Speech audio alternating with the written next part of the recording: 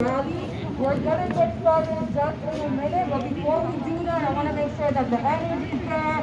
And when I say it's time to walk, you guys are gonna say it's to protect Delaware and close Rikers. Y'all ready? All right, let's do this. What did you say? It's time to what? Protect Delaware and close Rikers. I said it's time to what? Protect Delaware and close Rikers. One more time. It's time to what? Protect Delaware and close Rikers. That's right. Thank you everyone for making it out today. I know the weather's a little bit funky, but we're gonna make it work. We're all here because we are committed to making sure that Governor Hochul protects bail reform, and we are committed in the fight to shutting down Rikers. So before we get started, for those of you that don't know me, my name is Melanie Dominguez, and the lead community organizer with the Catal Center. I know that all of us here are infuriated by what is happening in New York State. In New York City, we have a mayor who is committed to putting people behind bars. And exactly, boo, we don't want that, and shame on the mayor for that. And that's right, shame on the mayor, that's right. And so instead of being committed to investing in our communities in things that are actually meaningful, for example, investing in education, investing in healthcare, in jobs, that's what our community truly needs right now. And that's what we need our mayor to do. That's right, speak to. That's right.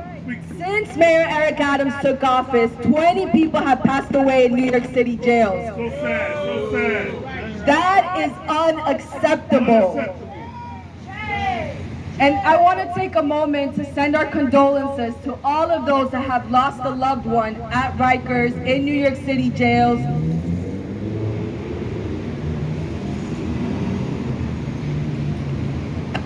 And I want to say that we cannot forget that all of these deaths were preventable. But we are here today after, thank you, the 20 human beings that we lost because of the mayor's inaction. That's the only reason. Like I said, these deaths were preventable because the mayor refuses to take action. We have lost 20 people in New York City jails this past year, since day one, since the mayor took office. And now we're in a very critical moment where Rikers Island is in a state of crisis. Rikers Island is the deadliest it's been in 25 years. And now, Governor Hochul, in her recent budget proposal, has proposed to gut bail reform. This cannot happen. That's right. Shame on the governor. Shame. That's right. It is clear to all of us that rolling back bail reform will have a devastating impact on our Black and brown communities. And will subject more people to life-threatening conditions found at Rikers.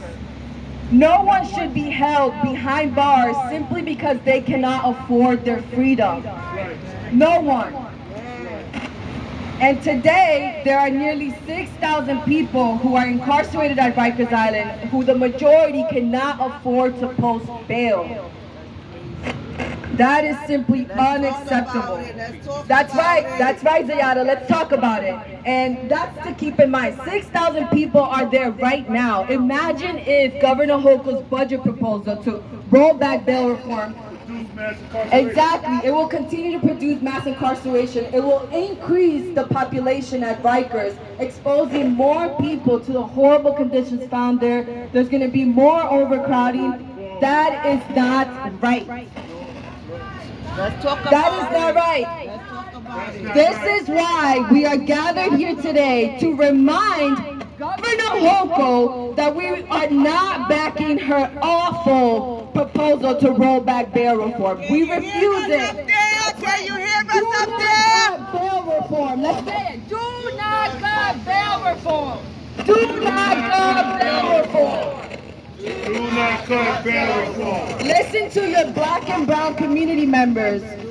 That's right. Over the next month, the governor is able to amend her budget proposal. And not gut bail reform. And so we're here today to tell her that she needs to protect bail reform and also to tell lawmakers in Albany to reject her budget proposal.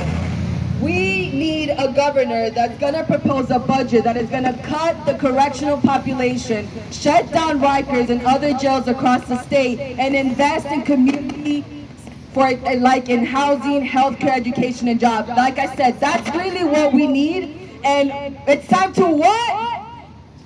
Shut down, write it down. That's right. It's time to what? Shut, write it down. That's right. Shut Thank it you down. so much, everyone, for making it out today. You're going to hear from our first speaker right now. Her name is Youngmi Lee from the Brooklyn Defender Services. Woo! Woo! Woo!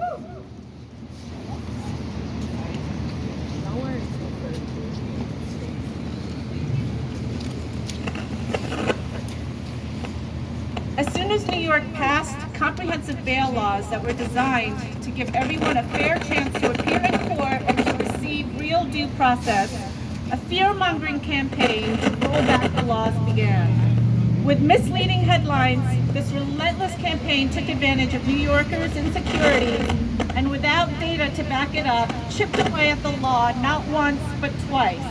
It's no wonder that the Rikers population has grown back to what it was in 2019. Now, despite a record number of preventable deaths at Rikers Island, and despite strong data that disproves the fear-mongering, the governor once again wants to gut our bail laws. It is incumbent for New Yorkers to understand the facts that show that New York's bail laws are not responsible for crime. That's right, speak to The it. governor's proposal is a red herring. She's not trying to simply tweak the law or add clarification. Her proposal seeks to gut the purpose of bail, which will send more black and brown New Yorkers to jail. It's time for New York to focus on proven solutions, to provide resources for those who are most in need to prevent legal system involvement. This is the only way we can achieve lasting public safety and equity for all. Thank you. The community needs the most. That's how you stop crime. Thank you, Lee. Thank It's time to you. what? Shut down Rikers! It's time to what? Shut down Rikers! Much louder! It's time to what? Shut down Rikers! All right, thank you, everyone. So now we're going to hear from Serena Martin-Lagori, the founder and executive director of New Hour.